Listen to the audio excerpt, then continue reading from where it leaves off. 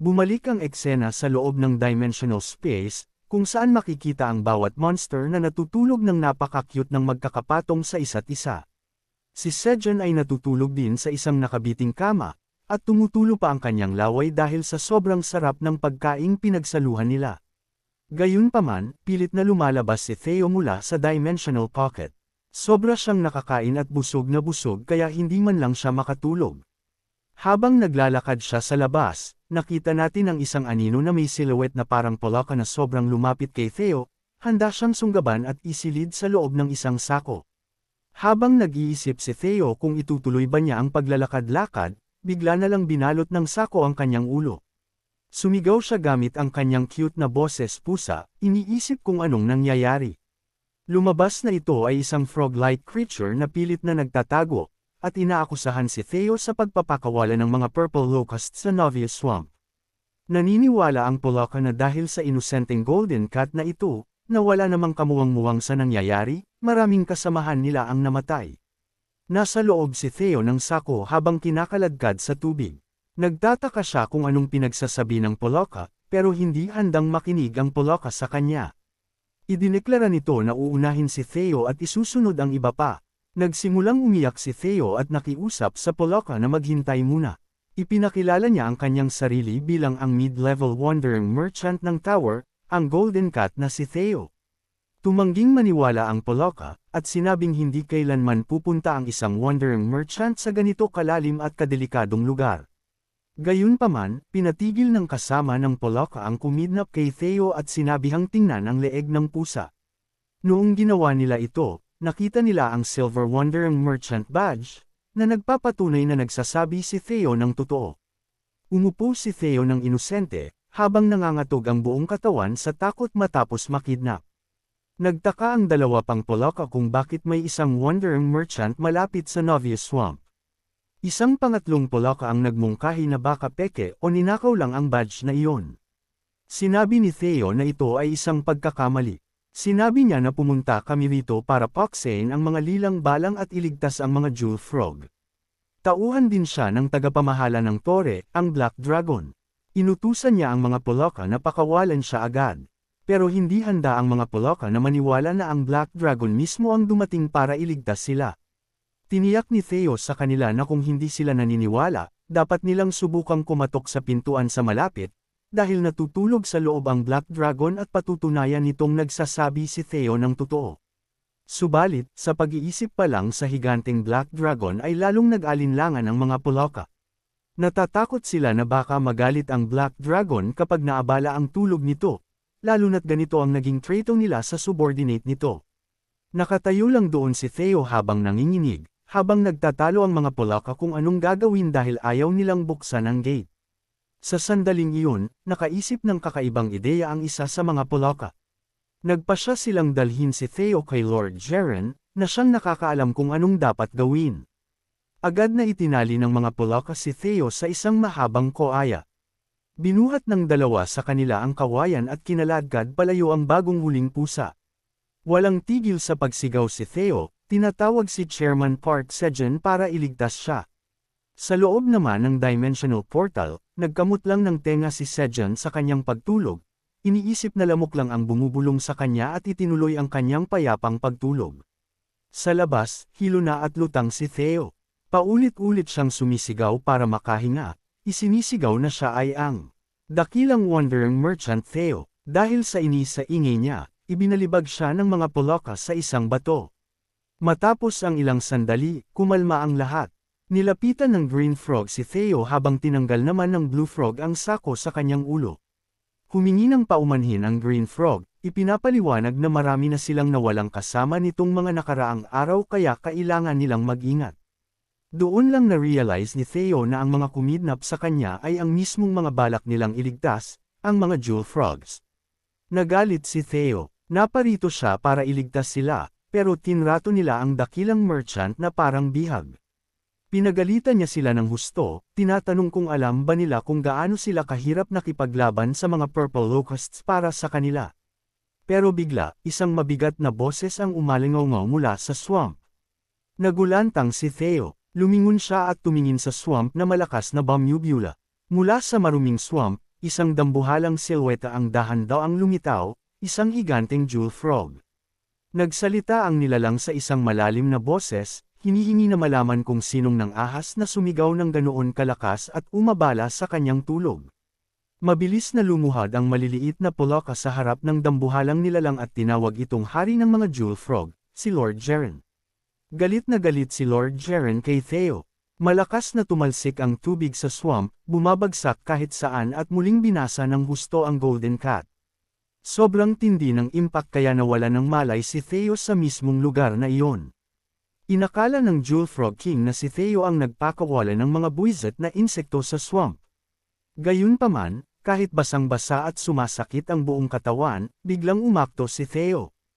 Ito ang gagawin ng dating Theo. Bigla siyang napuno ng enerhiya, tumayo ng matikas at malakas na nagsalita sa harap ni Lord Jaren.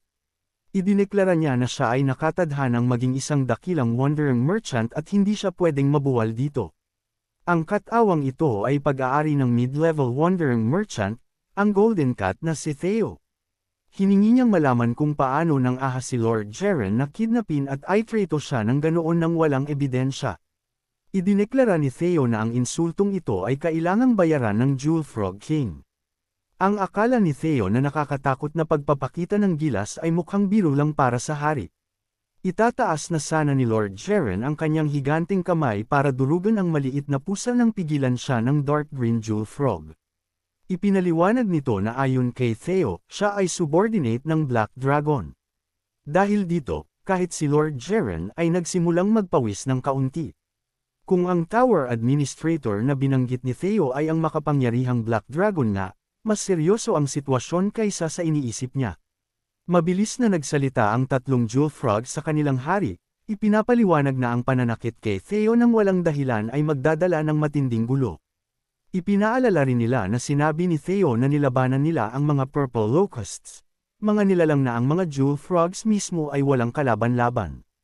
Siguro nga ay naparito si Theo para tumulong. Gayunpaman, sobrang inis ni Theo dahil parang sa mga poloka pa nanggaling ang ideya. Pero para kay Lord Jaren, mahirap itong paniwalaan. Kahit siya, ang makapangyarihang Jewel Frog King, ay kasalukuyang nagpapagaling sa swamp matapos malason ng mga insektong iyon. Imposible raw na makayanan ng isang maliit na pusa ang mga halimaw na umaatake sa lahat ng kanilang masalubong. Ngunit sa sandaling iyon, sinamantala ni Theo ang pagkakataon.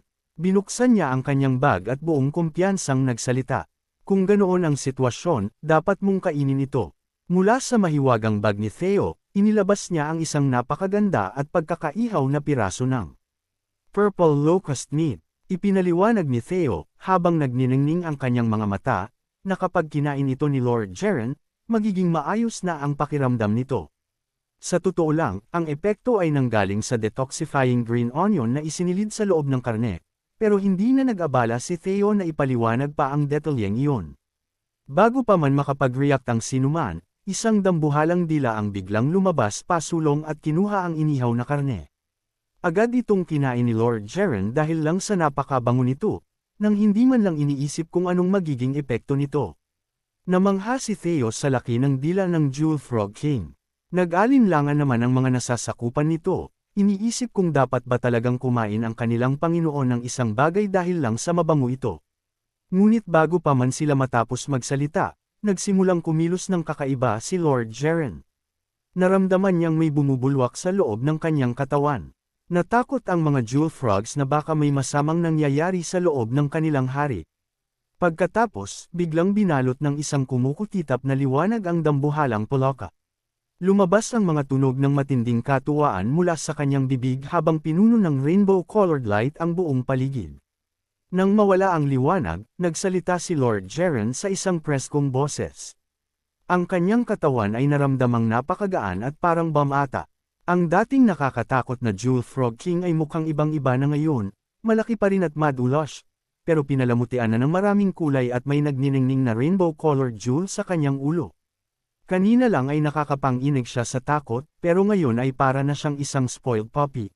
Na excited na nagtatanong kay Theo kung ano ang ipinakain iyon sa kanya dahil sa sobrang sarap nito.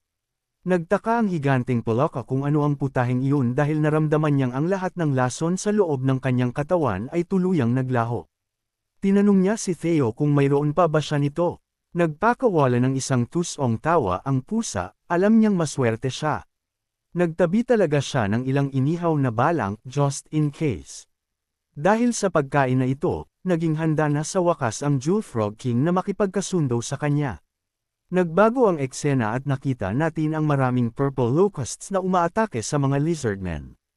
Hinahati ng mga lizardmen ang mga balang gamit ang kanilang galing sa espada, pero sa oras na damaykit ang lason sa kanilang mga katawan, ang sitwasyon ay nagiging mas nakakatakot at hindi na makayanan. Isang dambuhalang kawan ng mga purple locusts ang lalong nagalit at pinalibutan ang mga lizardmen. Dito natin nalaman na ang pinuno ng Lizardmen Guard ay nagngangalang Tamuro. Ang lahat ng iba pang monster sa 67th floor ay naguguluhan, iniisip kung bakit hindi nababawasan ang bilang ng mga balang. Nauubusan na rin sila ng detoxifying green onions, at ang sitwasyon ay tuluyan ng nawawala sa kontrol. Alam ni Tamuro na hindi na ito pwedeng magpatuloy. Habang papalapit ang kawan ng balang, naisip niya kung ito na ba talaga ang kanilang katapusan. Bigla, isang pamilyar at dambuhalang dila ang lumitaw mula sa kung saan. Sa isang iglap, tinangay nito ang 12-dosenang purple locusts at nilunok ang mga ito ng buo. Sinundan ito ng isang malakas na dighay at isang nasisiyahang boses na nagsabing napakasarap talaga ng mga balang.